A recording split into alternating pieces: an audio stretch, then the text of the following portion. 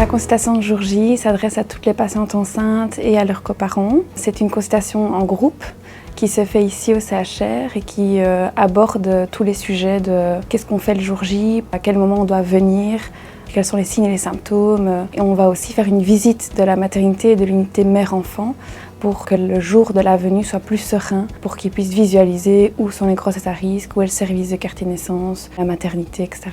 On a 1800 accouchements par an, plus ou moins.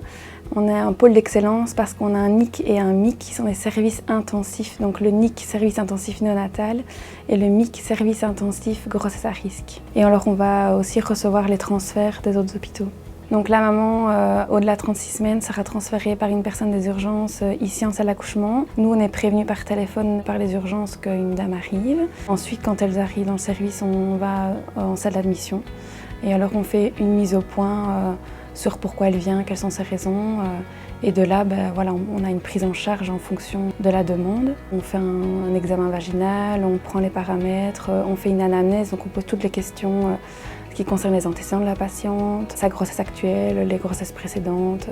Et puis alors on part dans une petite salle pour faire un monito, si elles ne sont pas en travail. Si le travail est démarré, alors on part en salle d'accouchement. Si la maman est en dessous de 36 semaines, c'est le même schéma. Donc les collègues de grossesse à risque sont prévenus par téléphone que la patiente arrive. Elle est accompagnée jusqu'au service de grossesse à risque, de jour comme de nuit. Et lorsqu'elle arrive dans le service de grossesse à risque, c'est la même prise en charge. Et on fait en fonction de la demande aussi, des symptômes. Une fois que le bébé est arrivé, donc c'est ici en salle d'accouchement, les patientes restent 2 heures en peau à peau. Le peau à peau, c'est un moment super important après l'accouchement. C'est un moment qui va favoriser le lien mère-enfant. Il peut aussi se faire sur le coparent, donc il va aussi du coup favoriser le lien coparent-enfant. Il est super important aussi pour bébé, donc pour le garder bien au chaud. Ses paramètres sont meilleurs quand il a un peau à peau sur sa maman ou sur son coparent. Pendant ces 2 heures de peau à peau, on va privilégier le début de l'allaitement, si elles ont choisi d'allaiter avec le sein, ou si c'est un biberon, alors le premier biberon sera donné ici aussi. Après les 2 heures de peau à peau, on pèse, on mesure, on fait les paramètres de bébé. Si la maman a accouché voix basse et que c'est son premier bébé, elle est hospitalisée 3 jours. Si elle a accouché voix basse et que c'est son 2e, 3e et plus, elle sera hospitalisée 2 jours. Si c'est une césarienne, alors il faut compter 1 jour de plus. Donc une fois que la maman a accouché, elle reste 2 heures ici. Ensuite, elle est transférée dans le service maternité.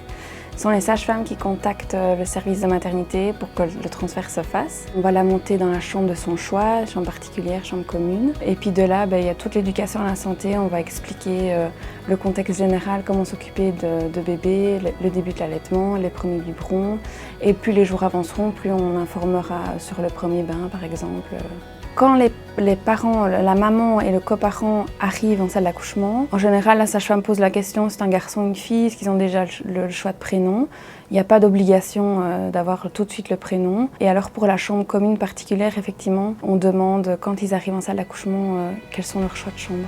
Certains couples demandent de réserver leur chambre à la maternité. Ce n'est pas possible parce que notre charge de travail continue. Le jour de l'accouchement, leur chambre sera attribuée en fonction de leur choix. On essaie de respecter ce choix au maximum et c'est souvent le cas. Le document indispensable, c'est le suivi de travail, donc le carnet de grossesse avec le résumé de la grossesse, les infos du gynéco, à transférer à la sage-femme qui va les prendre en charge pour pouvoir monter le dossier médical.